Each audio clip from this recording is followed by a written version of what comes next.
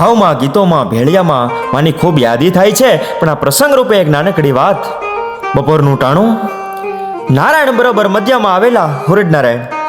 એક તમે જવારની મુઠ્ઠી ભરીને ધરતીની માથે નાખો, તાડ તાડ તાડ તાડ તાડ ધાણી ફૂટી જાય, હરના તુમલા ફાટી જાય, નારિયેળી માથેથી નારિયેળ હેઠું પડે એટલે ઘડીક થાય તો હડાટ હાટ કરતા એના પાણી સોહાઈ જાય. એક લીલા ઘાસનું તણખલું તોડીને ધરતીની માથે નાખો, છામ છામ છામ છામ છામ કરતા એના પાણી મળી જાય.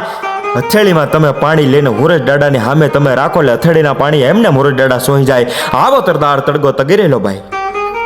બપોરનું ટાણું, નાનકડે એવું ચારનું નેહડું, નેહડાની પાસે નાનકડી નદી અને નદીમાં એક વીરડો, અને એ વીરડે 6 દીકરીઓ પાણી ભરતી હતી, ચારણની દીકરીઓ. અને એમાં થોડા ઘોડે સવારો નીકળ્યા. તરસ લાગેલી ઘોડાએ તેર્યા થયેલા એટલે વીરડાની પાસે કુંડી હતી, એમાં ઘોડાને પાણી પીવરાવ્યું. ને ઘોડે સવારો હતા એ નીચે ઉતરીને કીધું કે અમારે પાણી પીવું છે. એટલે 6 દીકરી હતી, એમાં એક દીકરી મહેમાન થઈને આવેલી. બાજુનો તાબો હતો, અત્યારે આપણે તાલુકો કહીએ. એ બાજુના તાબાની એક દીકરી મહેમાન હતી, નેહડે મહેમાન થઈને આવેલી, અને એ પણ આ દીકરીઓની સાથે પાણી ભરવા માટે આવેલી. એમાં એ ઘોડે સવારો આવ્યા અને કીધું કે અમારે પાણી પીવું છે. એમાં એક 14 વર્ષની દીકરી છે, એ પાણી ઘડાથી આમ હિંચતી હતી અને બીજાના ઘડા ભરતી હતી. એમાં ઓલાએ આવીને કીધું કે પાણી પીવું છે. તો દીકરીએ કીધું કે લ્યો ભાઈ, પાણી પીવરાવું તમને, અને આ તો અમારું ચારણનું નેહડું છે, અમારે નેહડે હાલો તો પાણી તો શું, અમે ચાહ્યું પણ પાછું અમારા ઠામ પણ હેઠા કરાવશું. એટલે કીધું કે ના, મારે પાણી પીવું છે. એટલે ખોબો રાખતા જાય, દીકરી પાણી પાતી જાય, પાણી પીને હટતા જાય. 1 2 3 4 મુખ્યાત જે હતો એ દૂર ઊભો હતો ને જોતો તો એ પછી પાણી પીવા માટે આવ્યો. ને પાણી પીવા માટે આવ્યો, આમ ખોબો ધેરો અને દીકરીએ પાણી રેડ્યું.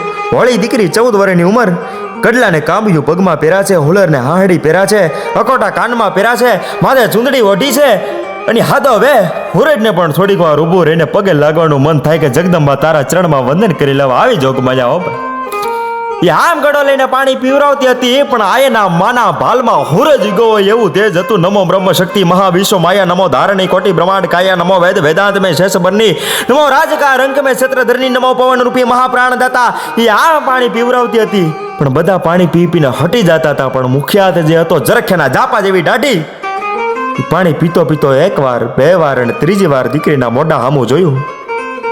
દીકરીએ પાણી પીવરાવી તો દીધું, પણ હમી ગઈ, પગથી માથેથી રેમાણ ગઈ, પણ બોલી નહીં કાંઈ. મહેમાન કહેવાય એમ થયું કે તું મારા સામું જો, અને પછી પાણીનો ઘૂંટડો લેવા માટે તને જીવતો રહે તો અમને ખોટ બેહે, પણ મારા નેહડે આવ્યો છે એટલે કાંઈ બોલાય નહીં. એ ઝેરને દીકરી પી ગઈ, હટી ગયો, ઘોડા પર બેઠો. 3 વાર પાછો વળીને ઘોડા ઉપરથી જોતો જાય છે, ઘોડો હાલ્યો જાય છે, એની વળીને જોતો જાય છે. પછી જે દીકરી પાણી પાતી હતી ને, એને બીજી દીકરીને કીધું કે બધાય જે પાણી પીતા હતા એ કઈ હામો નહોતો જોતા, નહીં બેનું, પણ ઓલો એક જે હતો ને એને મુખ્યાત એ 3 વાર હામું જોતો ગયો. જાવા ટાણે ને પાણી પીતા પીતા પણ 3 વાર જોયું નહીં. ત્યારે બાજુના તાબાની દીકરી જે મહેમાન હતી ને, પાણી ભરવા હારે આવી હતી, એ દીકરીએ કીધું કે બેનું, તમને ખબર ન હોય કે કાં, કે તમને નથી ખબર, એ હામું જોતો તો એની આંખ નથી હારી, તમને કાંઈ ખબર છે? એ તો હામું જોઈને વહી ગયો. સારું કહેવાય કે કાં, કે હું જે ગામમાંથી આવું છું ને, એ સરદારનો સુબો હતો, એની આંખમાં જે છે એ બહુ ભૂંડો છે. તમે તો નેહડામાં રહ્યો, તમને કાંઈ ખબર ના હોય, પણ અમારા સરદારમાં 3 વખત જેની હામું જોઈને, જે બેન દીકરી હામું જોઈ એને એના માણસો આવીને બીજે દી ઉપાડી જાય, એની ઇજ્જત સલામત નથી રહેતી બેનું. અને 14 વર્ષની દીકરીના હાથમાંથી પાણીનો ઘડો હતો એ મુકાઈ ગયો, અને ધાબ કરતો ને ઘડો પીડો ભાંગી ગયો. ને ઠીબકામાંથી પાણી ધરતીની માથે દડ દડ જાતો હોય, અને જાણે જળ પોતે એની હારે પ્રતિજ્ઞા જીવણીને લેવરાવતું હોય.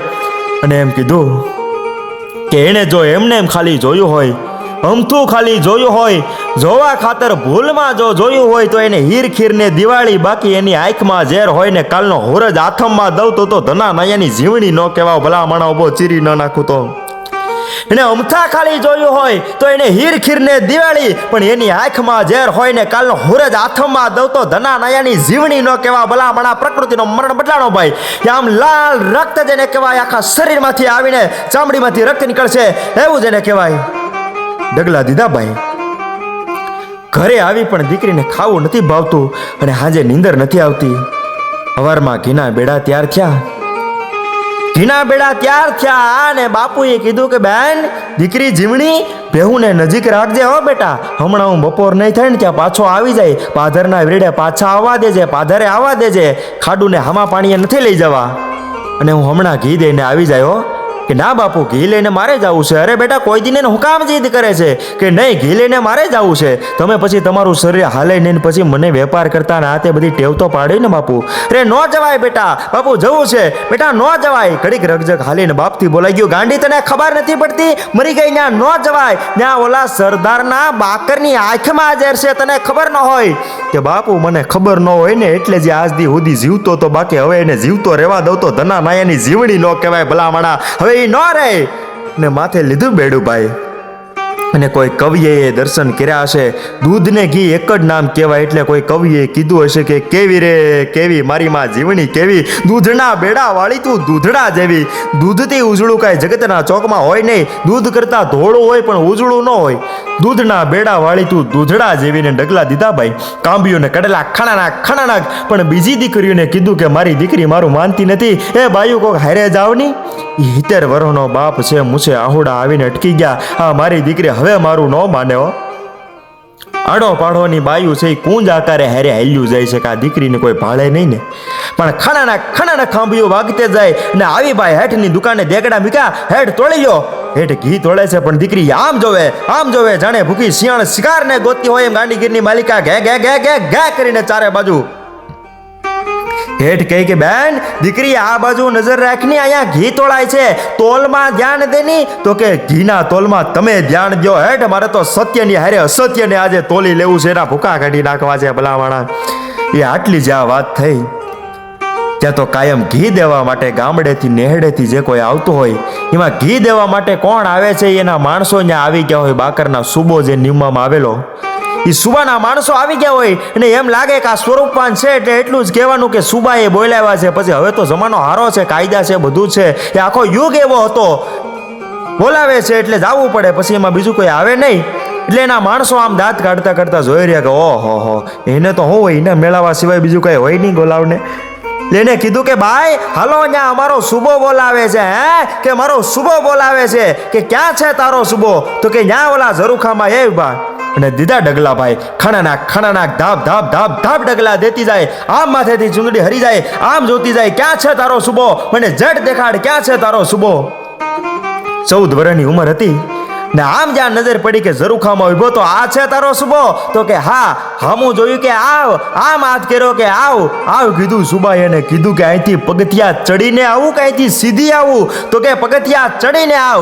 અને ધાપ પગથિયા ચડીને સાત્યથી લીધો ભાઈ.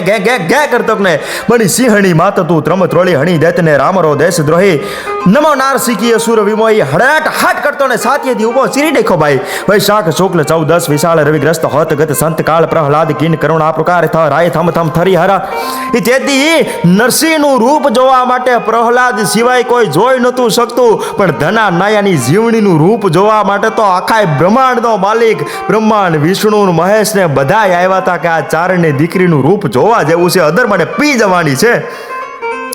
સાતીએથી શિરને ઊંધો નાખ્યો, મરતા રાડ ફાટી ગઈ ને માં મુજે માફ કર દેના મુકાઈ ગયો હાથમાંથી. ચારણની આવ્યું જેવું કોઈ ભોળું ન હોય સાહેબ. એકવાર એમ કહી દે કે માં પછી ગમે એટલા ગુના કર્યા હોય માફ કરી દે. બહુ આપણી આયુએ સહન કર્યું છે સાહેબ. ઇતિહાસના પાના તપાસી લેવાની છોડ. આ કામે હાહુ મેણું મારે કે આજ ઘોડાને લઈ ગયો કાલ તને લઈ જાહે. ને તે દી એને એટલું કીધું તું કે હવે મારાથી જીવાય નહીં. તલવારનો ઝાટકો મારીને હૈયાને કાપી નાખ્યું ને ડગલા દીધા લોહીના ફુવારા ઉડતા જાય છે. ને તે દી દાવલસાની પાસે જામ ગયો તો અને મને બચાવી લે. તો કે હું દાવલસા હોલિયો છું, ગમે હોય ને મારા ધૂપેલિયામાં દબાવી દઉં, તારે બીવાની જરૂર ન હોય જામ. તો કે મારી વાહે કામે છે કે મારી વાહે કામે છે. તો કે હવે બ્રહ્મા વિષ્ણુ મહેશ અરુણ અગ્નિ વરુણ આ બધાય આવે ને તોય તને દુનિયામાં કોઈની ત્રેવડ નથી, જામ તને બચાવી શકે. હવે પૂરું થઈ ગયું. તારી વાહે જો કામે હોય તો મારી ત્રેવડ નથી. કે કાંઈ રસ્તો? તો કે હા વેલો. કે શું? કે કામેના ચરણમાં જઈને માં કહી દે હાથમાંથી તલવાર ન પડી જાય તો ચારણ જગદંબા ન કહેવાય. ભલા માણા તમે જોવો તો ખરા સાહેબ. આ આપણી આયુ છે, આ માવડી આપણે આપ્યું છે. આના નશા કરશો ને તો જગતના ચોકમાં બીજા નશા કરવાની જરૂર નહીં પડે. ભલા માણસ એ ચીરી નાખ્યો ને મરતા કીધું કે માં કહેતાની હારે કીધું કે જા હું ધના નૈયાની જીવણી મારાથી હવે જીવાય નહીં, પણ અહીંયા ઉથમા પીર તરીકે તને થાપું છું. જીવણીને માનતા જવરવા આવે એની હારે તને ગાંઠિયા જવરવામાં આવશે. તું માની હાથે માની હારે મરાણો છે ભલા માણસ. એ ભગવતી સાહેબ.